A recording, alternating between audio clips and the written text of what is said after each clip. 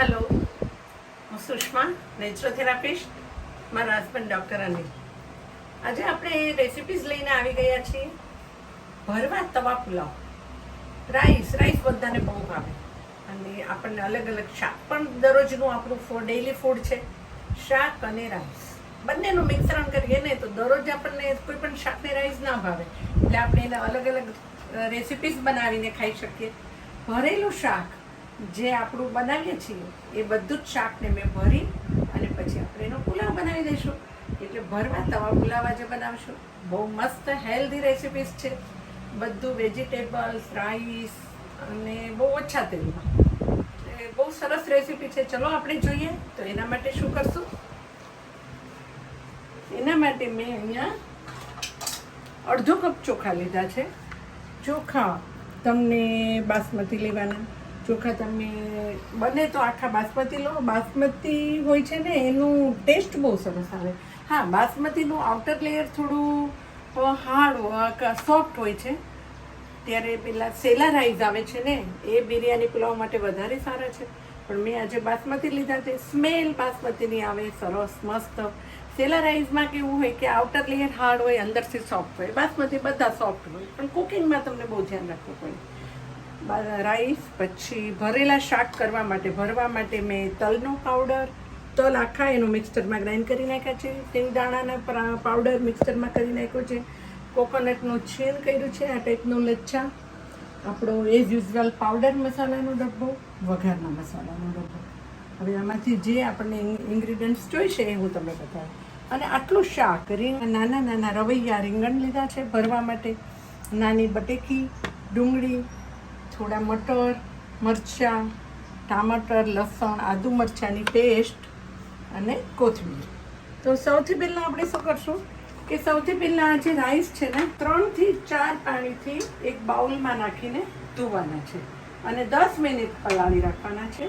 અહીં 10 મિનિટ પહેલાં રાઈસ પલાળી દીધા હતા.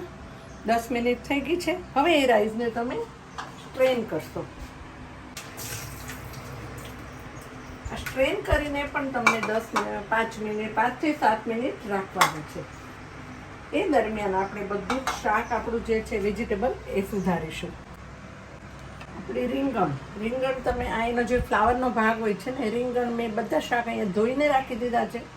રીંગણ આ રીતે થોડું એનું ડીપ્યું રાખવાનું, એનું ફૂલ બાજુથી કાપવાનું અને આ રીતે એના 4 કાપા પાડીને પાણીમાં નાખવાના, જેથી રીંગણ કાળા ના પડે.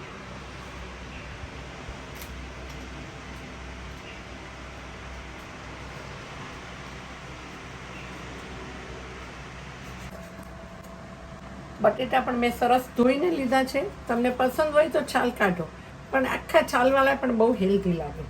બટેટાના પણ આ રીતે 4 કાપા કરો. ઓનિયનને પણ આ રીતે મેં છોલીને રાખી દીધી છે. એને પણ તમે આ રીતે 4 કાપા કરો. ઓનિયન પાણીમાં નથી નાખવાનું, બાકી અંદર પાણી ભરાઈ જાય. દરેક વેજીટેબલનું કટિંગ એટલું જ મહત્ત્વનું છે. કોઈ પણ રેસિપીસ બનાવવાને કટિંગ ઉપર પણ તમારું પ્રેઝન્ટેશન છે. હવે આ મરચાંને એક જ કાપો પાડવાનો આ રીતે.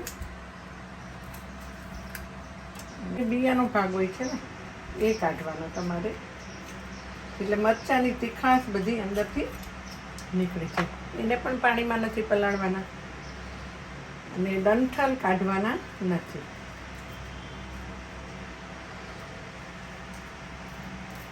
આ રીતે આ મરચાંની નસો કાઢી નાખવાની છે. અને ટમેટાને ઉપરથી આ રીતે કરો.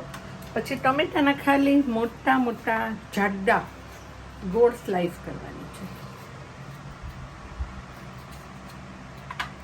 આપણું શાક બધું કટિંગ થઈને રેડી થઈ ગયું છે. હવે આપણે મસાલો ભરવા માટે કઈ રીતે કરશું એ જોઈએ. શાકમાં ભરવા માટે આપણે જે તલનો પાવડર બનાવ્યો હતો ને એ 2 ટેબલ સ્પૂન તલનો પાવડર લો તમે. એ જ 2 ટેબલ સ્પૂન સિંગનો પાવડર. હવે એમાં 2 ટીસ્પૂન મીઠું નાખો, 2 ટીસ્પૂન ખાંડ, 2 ટીસ્પૂન મરચું લાલ પાવડર, હાફ ટીસ્પૂન હળદર, 2 ટેબલ સ્પૂન 2 ટીસ્પૂન ધાણા જીરું, અને 1 ટીસ્પૂન આમચૂર પાવડર, આમાં લીંબુ નથી નાખવાનું, ખટાશ માટે આમચૂર પાવડર, અને 2 ટીસ્પૂન ગરમ મસાલો. આટલા શાકના મસાલા માટે આટલું કાફી છે. હવે એને બધું સારી રીતે મિક્સ કરો. આપણે જે આદુ મરચાંની પેસ્ટ કરી હતી ને એ આમાં નથી નાખવાની, કારણ કે ઘણીવાર મસાલો થોડો ઘણો પડ્યો પણ રહે, વધારે હોય તો. આ એક ટ્રીક છે. એટલે તમારું પછી લસણવાળો મસાલો સારો ના લાગે. બાકી થોડો પડ્યો રહે તો તમે એક્સ્ટ્રા એક બોટલમાં ભરી રાખો. હવે આ રીતે આ બધા રીંગણ આમાં ભરવાના છે. રીંગણ દબાવીને ભરવાના.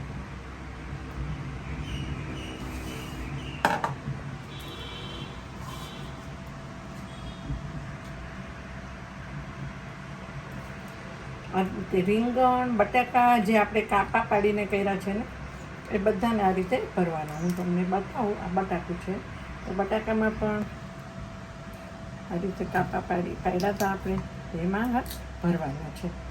એટલે આખું અંદર મસાલો મસ્ત આવી જાય.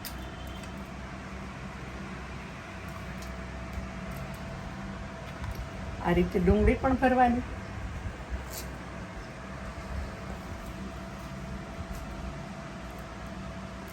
મરચાંમાં પણ આ રીતે અંદર થોડો મસાલો ભરવાનો.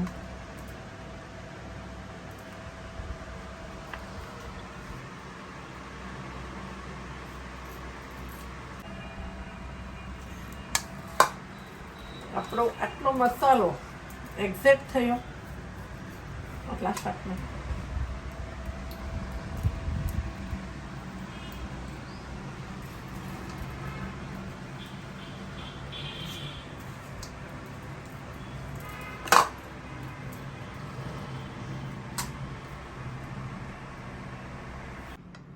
આ મસાલો આપણો એક્ઝેક્ટ થયો, થોડો વધ્યો છે. હવે આપણે જે સ્ટ્રેન કરવા માટે રાઈસ લીધા હતા ને એ સરસ પાણી નીતરી ગયું છે એકદમ. હવે આ મસાલામાં, જે મસાલાવાળું બાઉલ છે ને એમાં નાખી દો. કુકરમાં વઘારવા માટે ગેસ કરો. આપણે પુલાવ કુકરમાં બનાવશું. બહુ ઇઝી અને ફાસ્ટ રેસીપી છે. 3 ટેબલ સ્પૂન ઓઇલ નાખો. તેલ ગરમ થઈ ગયું છે, થોડું જીરું નાખી દો. એટલે હા, જીરું આપણું થઈ ગયું એટલે તેલ થઈ ગયું છે. એમાં થોડું જીરું નાખો. તમે તજના ટુકડા, એક સ્ટાર ફૂલ, ગેસ ધીમો કરો અને 2 થી 3 લવિંગ નાખો અને 4 ઇલાયચી નાખો. લાલ મરચાંના ટુકડા, સૂકા લાલ આખા મરચાં અને તમાલપત્ર. હવે આપણે બટાકાને ચડતા થોડી વાર લાગે એટલે પહેલાં આપણે બટાકા એમાં નાખવાના છે. બટાકા નાખો. ગેસ ધીમો રાખવાનો છે અને એને તેલમાં સતળાવા દો. બટાકા સતળાય એ દરમિયાન આપણે જોશું કે જે રાઈસ આપણે થોડા મસાલા સાથે મિક્સ કર્યા હતા એને થોડા રીંગણની અંદર સ્પ્રિંકલ કરો. આ રીતે અંદર પણ રાઈસનો ટેસ્ટ આવી જશે. હલાવો.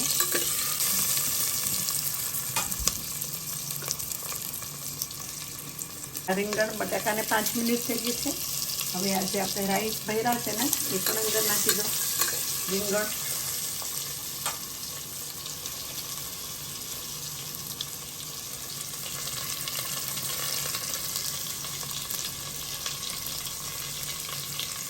ઓનિયનમાં પણ થોડા રાઈસ ભરી દો. પછી ઓનિયન પણ એમાં નાખવાનું. ઓનિયનમાં પણ આ રીતે રાઈસ ભરો. શાક જે તમે નાખો ને એ જેવી રીતે ચડવામાં એને જેટલી, એટલે બધું શાક એકદમ ક્રિસ્પી અને આખું રહે. એ રીતે ઓનિયનને પણ થોડું સાતળવા દો. જે આપણે બનાવી હતી ને આદુ, લસણ અને મરચું એની પેસ્ટ પણ નાખી દો. હલાવો. પછી આપણે લસણની આખી કળી એ પણ બહુ ફાઇન લાગે, એ પણ નાખી દો. લીમડાના પત્તા આમાં વઘારમાં નથી નાખવાના, આ રીતે ઉપર નાખી દો, સતળાઈ જશે. લીલા મરચાં જે ભરેલા છે ગેસ ધીમો જ રાખવાનો છે. તેલમાં બધું સતરાય છે મસ્ત. આ રીતે તમે રીંગણને થોડું 7 થી 8 મિનિટ સતરાઈ ગયું અને 10 મિનિટ આ રીતે હલાવીને સાતરવાનું છે. ત્યાર પછી આ મટર નાખી દો.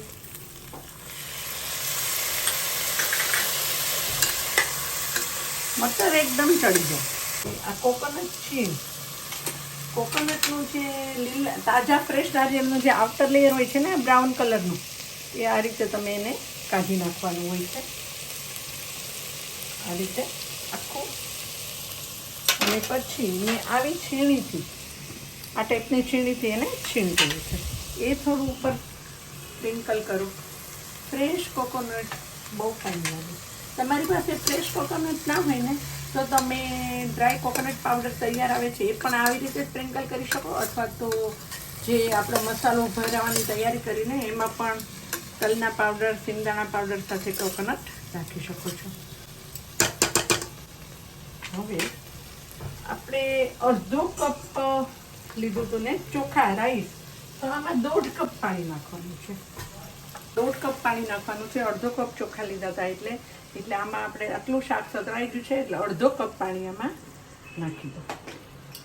અને હવે ગેસ થોડો ફાસ્ટ કરો અને હલાવો.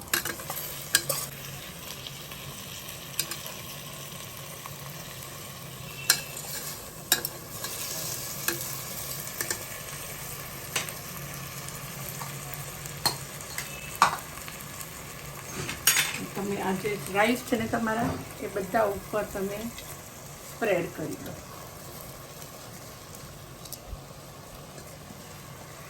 તમે વેજીટેબલ આમાં તમારી પસંદ પ્રમાણે ઓછા વધુ કરી શકો છો. ફૂલ વેજીટેબલ ખાઓ ને તો વધારે હેલ્ધી છે. આ રીતે રાઈસ સ્પ્રેડ કરો અને ઉપર આપણે 1/2 કપ પાણી પહેલાં નાખ્યું હતું,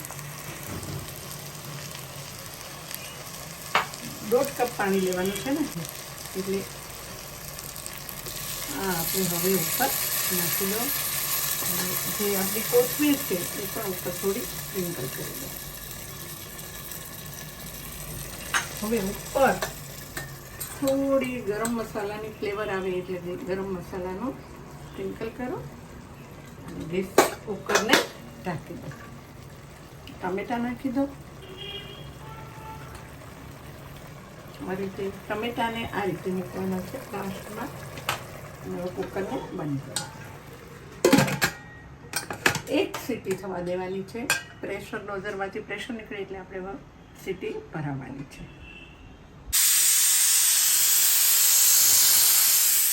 આપણી 1 સીટી થઈ ગઈ. હવે ગેસ કરો બંધ. 1 સીટી કરવાની છે.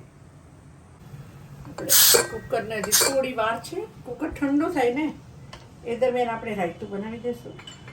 રાયતું બનાવવા માટે મેં ઘરનું જમાવેલું દહીં લીધું છે અહીંયા, અને એને એકદમ જાડું દહીં છે ને એટલે એને થોડું પાતળું કરશું. દહીંને પતલું કરવા માટે હંમેશા દૂધ લેવાનું. દહીં ખૂબ હેલ્ધી છે. દૂધમાં બધું હોય, વિટામિન સી ના હોય. તો મોડું ઘરનું જમાવેલું દહીં હોય ને એમાં વિટામિન સી પણ આવી જાય. એટલે આ રીતે આ બ્લેન્ડરમાં પણ કરી શકો, પણ બ્લેન્ડરમાં થોડું વધુ પાતળું થઈ જાય. અને મને વલોણી વધારે પસંદ છે એટલે આપણે વલોણીથી કરશું. આપણું દહીં મસ્ત વલોવાઈ ગયું છે. લચ્છા કોકોનટ કિસમિસ વાળું રાયતું કરશું. કોકોનટના લચ્છા લીધા છે આપણે, પેલા એ નાખી દઈશું. બિરયાની તવા પુલાવ સાથે લચ્છા કોકોનટ કિસમિસ રાયતું બહુ ફાઇન લાગે. અને કિસમિસ નાખી દઈશું. થોડા પિંચ ઓફ પુદીના લીવ્સ. આમાં લીલા મરચાં નથી નાખવાના. અને પિંચ ઓફ કોથમીર. થોડું સિંધવ મીઠું.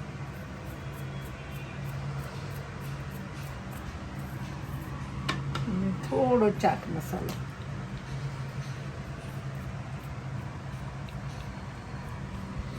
આ રાયતું તવા પુલાવ સાથે લચ્છા કોકોનટ કિસમિસ રાયતું આપણું રેડી. આપણું રાયતું બની ગયું. અને હવે આપણે કુકર જોઈએ ઠરી ગયું છે કે નહીં. બધી જે પ્રેશર એર નીકળી ગઈ છે. યસ, હવે આની અંદરથી કોઈ એર નીકળતી નથી બરાબર. એટલે હવે પહેલાં સીટી કાઢવાની. કુકર ખોલો ને ડાયરેક્ટ ઢક્કન ક્યારેય નહીં ખોલવાનું, સેફટી માટે. અને હવે આપણે જોઈએ આપણો પુલાવ. ઓ સો ડિલિશિયસ. થોડો ઠંડો પડવા દો, બધો વરાળ નીકળે પછી એને હલાવો. એકદમ ખીલો ખીલો ભાત થયો છે ચોખા. આમાં માપ છે ને, જેટલા ચોખા હોય ને એનું 1.5 ગણું પાણી નાખવાનું. અને મેં તમને બતાવ્યું ને, એ પણ એક ટ્રિક્સ છે. પેલું 1/3 પાણી તમે 3 ભાગ કરો પાણીના ચોખાના, 1 ભાગ તમે પેલા શાકમાં નાખો, રાઈ સ્પ્રિંકલ કરો અને ઉપર 2 ભાગ નાખો. રાઈ જે આપણો થઈ ગયો છે ને, થોડો હલાવી અને એક બાઉલમાં આપણે કાઢી દઈશું.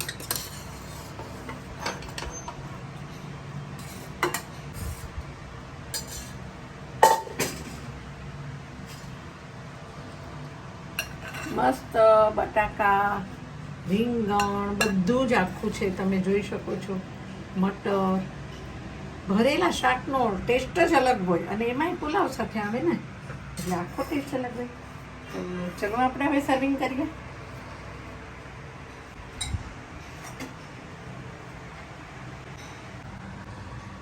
આપણું રાયતું અને ભરેલા શાકનો તવા પુલાવ રેડી. સો ડિલિશિયસ. છાલ ઉતારી નથી, આખા હેલ્ધી બટાકા, રીંગણ, મરચાં, ઓનિયન બધું જ એ રીતે આખું રહ્યું છે.